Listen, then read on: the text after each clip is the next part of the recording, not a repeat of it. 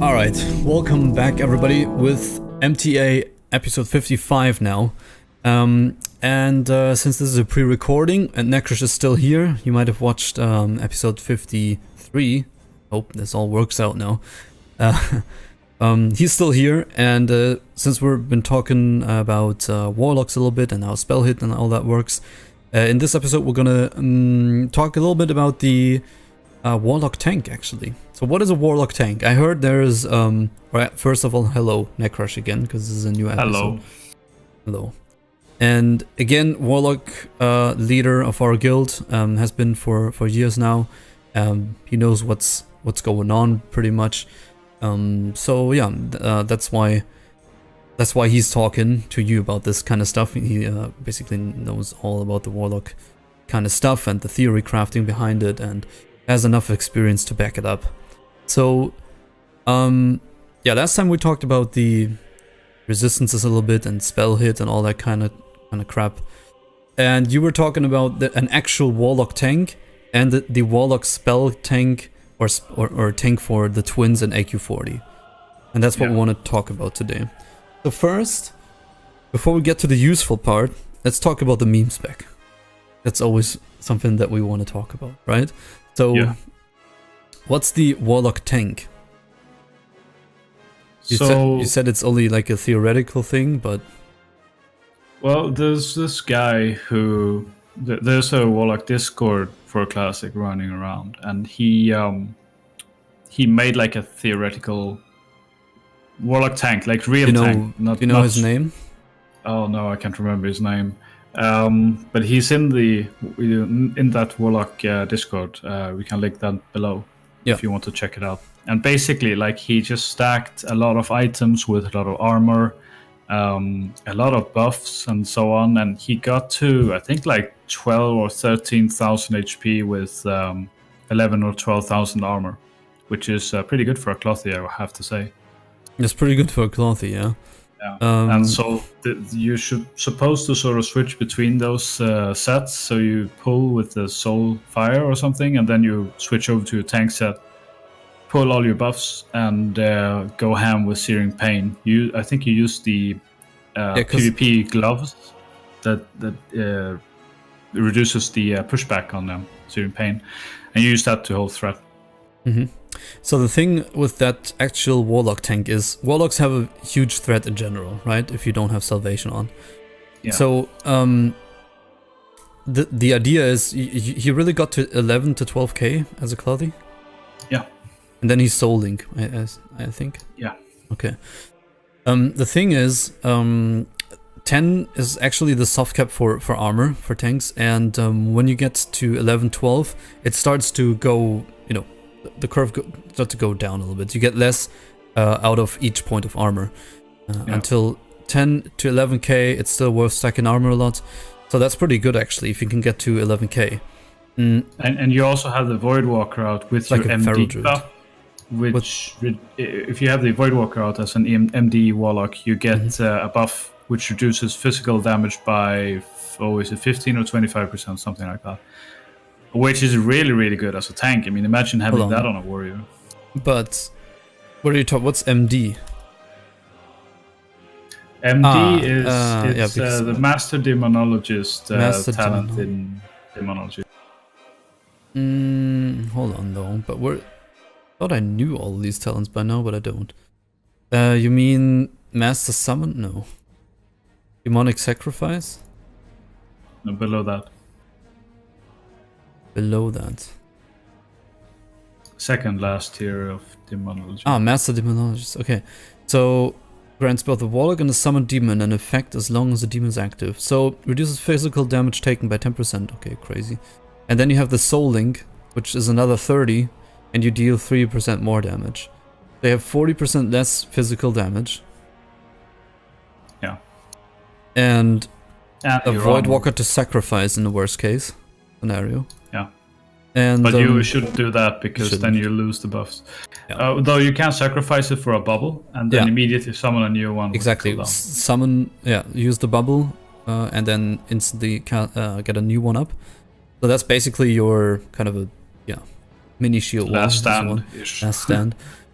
Okay, I get it. I get the idea. So you have Soul Link and another 10% less physical damage, which is pretty good for a tank. So that makes sense. And then you have the damage of your Voidwalker. Well, that's a little bit of just a pet being there. And you also restore 3% health every 4 seconds after you sacrifice it. No, that's if you DS the Voidwalker. You shouldn't do that. Okay, you shouldn't do that. Okay. No, you just sacrifice it for the shield instead, and then you won't get the DS buff. How? Okay. So you need the you need to sacrifice your succubus to increase the shadow damage you deal. But didn't you say you do the threat or get the threat up with Searing Pain or whatever it was? Yeah, Searing Pain. You don't use shadow at all. Well, you can use corruption maybe. Well, probably not even, because you won't have it instant since you're MD. Or Soul Link even. You could pull with it though. Anyway. No, you pull with Soulfire, and if you really want to do it well, you DS the. So DS is Demonic Sacrifice, where you sacrifice your demon to get a buff on you, and if you sacrifice your imp, you get a 15% fire damage buff. So you pull with that, and then you use the cooldown to instantly summon a Voidwalker. To get the MD buff. Okay. That's how you do it. Yeah, makes sense. So you sacrifice imp, get 15% fire damage, and then spam Searing Pain, and you have 40%, 30% less damage overall, and 40% less physical damage. And you deal 3% more damage to Soul Link. Okay. Then you have also 15% more stamina, baseline. Yeah. A better health stone, well, that's normal. And then where do you put the rest of the points? Do you put them in suppression and all that kind of crap into Nightfall, or where would you put them? Improved Searing Pain, that kind of thing. Because that would be a huge threat as well. If you just don't go into Nightfall or anything. Right, because all of these things in that tree you wouldn't really use, would you? You would probably go into you would go Destro Cataclysm for mana reduction. Cataclysm, really? Yeah, okay. You don't use a Shadow Bolt, so. And Bane. You can use Bane, but again, it's not really that useful. Aftermath may be more so, because at least if you're sort of tanking multiple targets like mobs and so on, which can be stunned. Of course, it doesn't do anything against bosses. Yeah. And then Devastation, of course, more crit. I'm not sure if you can actually get down to Searing Pain. 5% more spell crit, and then probably want to just... I mean, you wouldn't necessarily need the range if you're really a Warlock tank. No, you don't. So the Searing Pain, you can put 5 points into that, and there you go. 10% more spell crit, which is equal to 10%. You know, it's a lot of threat. Let's put it that way. It is. Yeah. Searing Pain already does double threat. And so you then have to choose between Soul Link and Ruin, where Ruin is more threat and Soul Link is more survivability. If you're gonna tank, I would say Soul Link. You mean... Yeah, Soul Link and Ruin. Yeah, Ruin would of course be more. Ruin would of course be not. I mean, we're talking especially about the caster now, the caster tank now. So you of course want to have Soul Link, 30% less damage. You're still a Clawthy, and you can't. And that goes into the next part. You can't block. You don't have a shield, right? Yeah. So that's already the thing. You know, tanking is not all about having armor and just taking stuff to the face. It's also about, you know, there's a hit table, and you can be crits, you can be crushed, and those things you need to get rid of with a high block chance, either as like warriors do, or you know, prot pellies do that by. First of all, they're not really main tanks. But if they were, then they also stack a lot of block chance and avoidance to at least push off the crit off the table, so they at least can't be crit anymore, and then they can't be crushed anymore at some point. That's the same issue that Barrow Druids would have. So you'd be, I mean, the good thing is you'd be basically a ranged tank that can pull stuff away from range, or tank stuff on range also. That's interesting as well, right? So if you could keep stuff in place, you could pull, you could actually tank it from range, or you could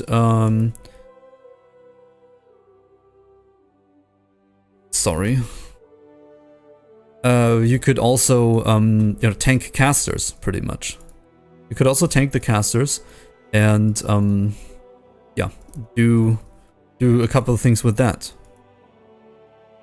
Yeah, and if you tank casters, you can get the Fell Hunter out for 60 resistance in all schools, which is really nice. And you still get the souling thing. So what is with the resistances? I didn't get that. If you tank a caster mob, you can have the Fell Hunter out instead of Voidwalker, which gives you 60 resistance to all targets. Oh yeah, so basically a spell caster tank. We're gonna talk about AQ40 in a sec. That's basically the point. But so yeah, the idea behind this would be, of course, this is just meme, right? And this would be, somebody could try this out for fun. I actually am leveling a Warlock, so why not try this out?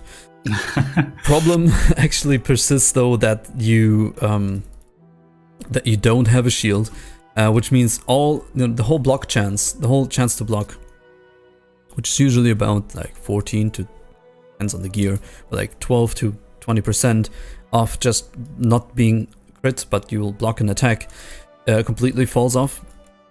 So you'd be more of a range tank, a spell damage tank, like against casters, and a soaker, right? So that's kind of the feral. You have a lot of dodge, you have a lot of armor and a lot of life because you can't block, so you need to soak that stuff up with a lot of health, basically.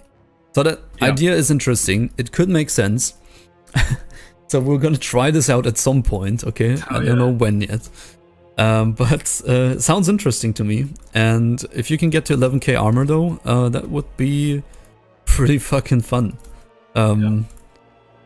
Just have one Warlock. But the thing is, of course, it would just be a meme thing, because in a raid situation, when are you really gonna use or need this, right? And you won't have 11k armor that long. It will be a very short thing, because you're popping a lot of, cooldown stone shield potions and all that. Right. So it would just be an interesting, fun thing to try out for 5-man dungeons, I guess, once in a while, or I don't know if your raid is crazy and you're just that kind of guy.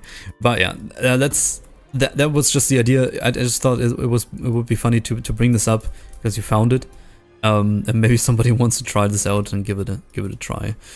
It would be cool to see someone do it. Yeah, it would actually be cool.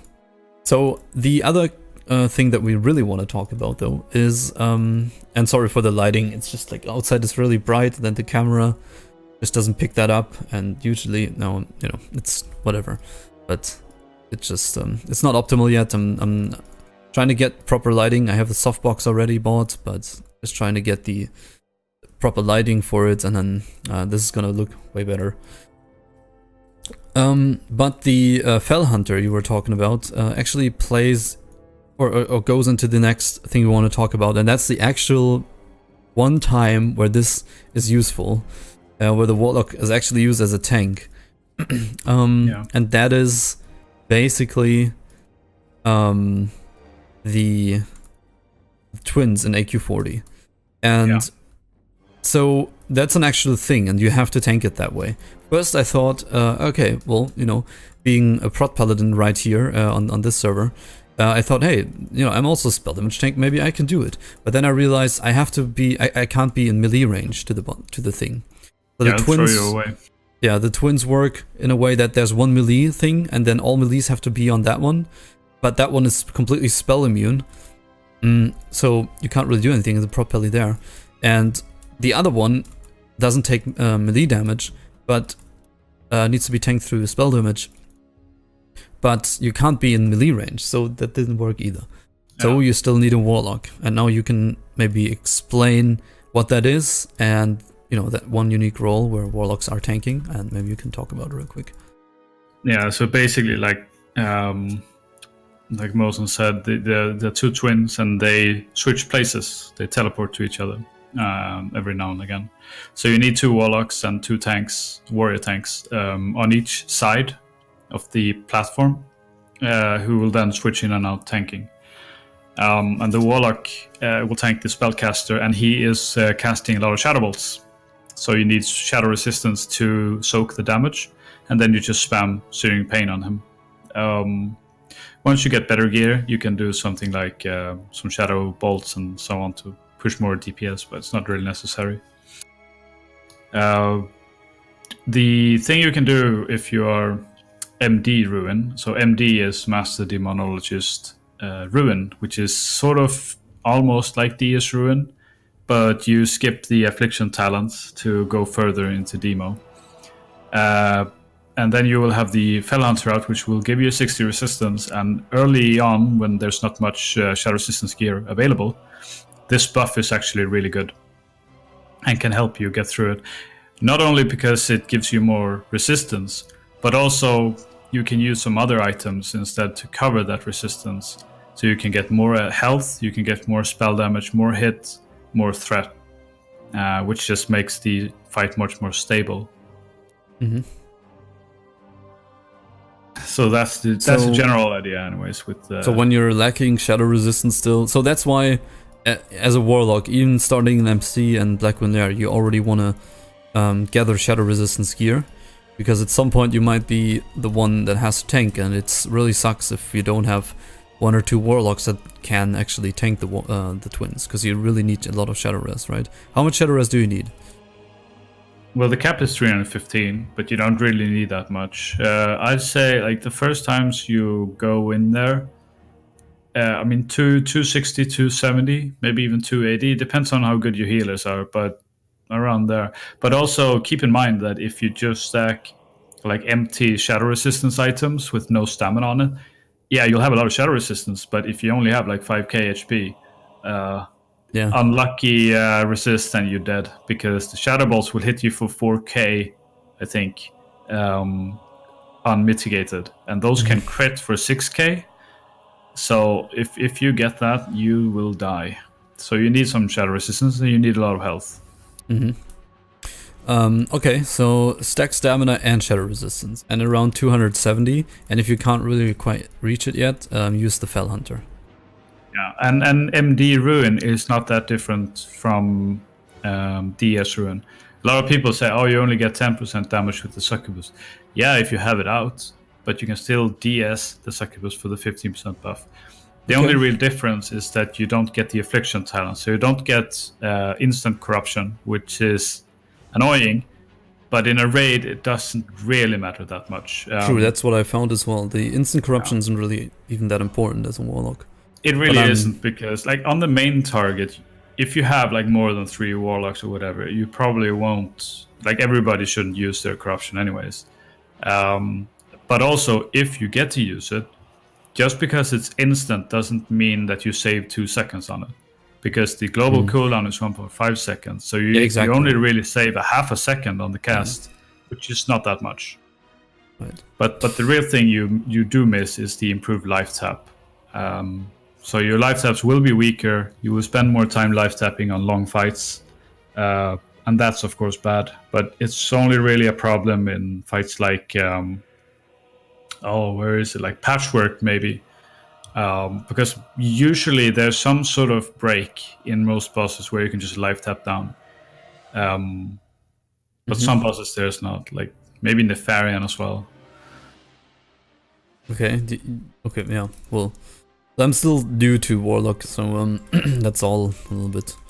Not really anything I've done yet. So maybe we could do a Warlock special, because I feel like a lot of Warlocks that are fresh to the guild, they're usually not that great in damage, and then I say, hey, can you take care of it? And then they usually go up in damage quite a bit. So maybe we can do a special on that, because of a lot of Warlocks.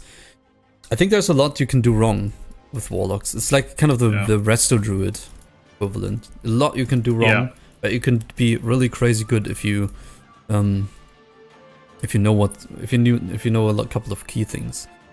I think among the pure DPS classes, Warlock's probably one of the hardest classes to master. That's what I thought. And people say, well, you spam Shadow Bolt, right? Which is true.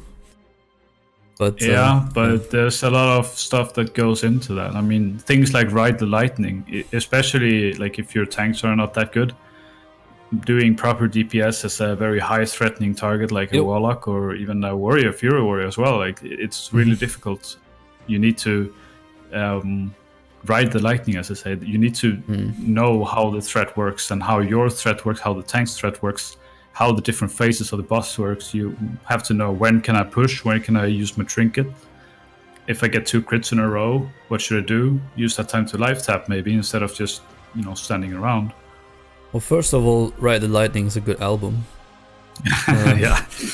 And second of all, yeah, the one thing that I realize or that I see is, a lot of warlocks really struggle with threat, and of course that can be a tank thing, no doubt about that. But usually I've checked the tank, like the tank we have, and like he's pushing pretty hard, and he's human and hit capped and using a sword and everything, and he's doing that's kind of stuff right. Of course I do more threat, right? But no, actually Brodov is really doing it right, and sometimes warlocks just have to stop, and and now my idea, I have one question. We can pick this up in the warlock special as well, but like as a last thing, nobody wants to. There's one thing about me as a raid lead, right? Nobody ever has improved imp, and I always want one warlock to be improved imp. Then they say, well, that gives my damage, and I know that does, but what about having? I mean, because there's 1 or 2 things that I saw. I know the improved firebolt from the imp doesn't really work because your imp is going to be correct? Yeah. Okay. So, but the other thing that I saw was actually when you go into Bane Devastation and all that, and the Destructive Reach and all that, and then you have, what was it? Oh yeah. You go into here, and at some point there's a talent that first of all, there's a talent that increases the mana of your imp by 15%. Does that help for that? Or it helps, yeah, but it's he's still gonna be really quickly. Okay, then the next thing, I'm trying to make this work to have an imp warlock, right? Because look, like I know you want to push maximum damage, but the thing is, if you got to stop because you're pulling so much threat, what? Wouldn't it also be cool if you have one warlock that can just keep going all the time? Sure, like he doesn't have the spiky crazy damage, but he also won't pull threat and is more of a sustained damage then. And yeah, I mean, ideally that would be an MD warlock. An MD warlock. Yes, if you have the imp out, you also reduce the threat by what is it? Yeah, that's what I was looking at. So demonic sacrifice. So you sacrifice an imp. No. You just have it out. Okay, so you just have it out. Okay, wait. But sacrifice is your summoned demon. So you want to still sacrifice the succubus? No. You can't do that. You can either have the DS or the MD. You can't have both. So you just have the imp out to reduce your threat. Yeah. The buff disappears as soon as you summon a demon. Yeah, but what buff do you need from? Okay, I get it. Hold on. You want the buff of the imp, reduces your threat 20%. Yeah, that's what I was looking at. So you have the improved imp for the tank group with more stamina, which is really cool for Nax and AQ40, to be quite honest. Especially for if you have a feral tank and he gets the improved one, because he just scales so well of stamina and it gets increased. So you have the improved Blood Pact for the tank group. And then you have the 20% less threat, right? And you have the imp out anyway. So you can pretty much, with Salvation, you have 50% threat reduction, right? Which should be pretty cool. And then you don't go to Demonic Sacrifice, or... you still have it, but you just don't use it. But can't you sacrifice a succubus before a fight and then get your imp out? No, as soon as you summon a demon, the buff disappears. Oh, okay, I get it. Yeah, see, that's something I didn't know when... But it used to be that you could actually res your demon.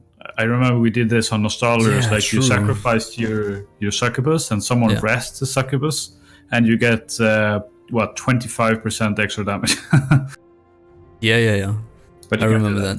Okay, can't do it.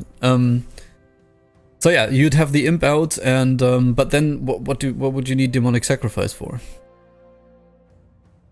Well, if you have fights where you don't really need the the threat reduction, you still use DS. But like when I was MD for AQ and tanking and so on, I used the imps quite a lot. And the thing especially on Broodlord on Onyxia, because the threat is so difficult on those fights because of the wing buffets and so on. You just use the imp and you can just unload, which is really nice. And I was thinking, if you are the Warlock chosen to be the Twins tank anyway, then you could be the improved imp dude, going around with that reduced threat whenever you're not tanking the imps and the twins. And when you're tanking the twins, you could still take demonic sacrifice to sacrifice your succubus essentially, and then the rest of the points probably you would want to put into ruin, or just go for ruin. You need that talent. That is one of the most important talents. Yeah, and so you wouldn't necessarily go for anything else. Is there any so that would be an interesting thing that we can talk about that after this. Who we're gonna enslave for this spec. So you could take Shadowburn, you could take Devastation, and you could take Bane, and you could take Improved Shadowbolt, and then Destructive Reach. What else? Cataclysm, you always say, right?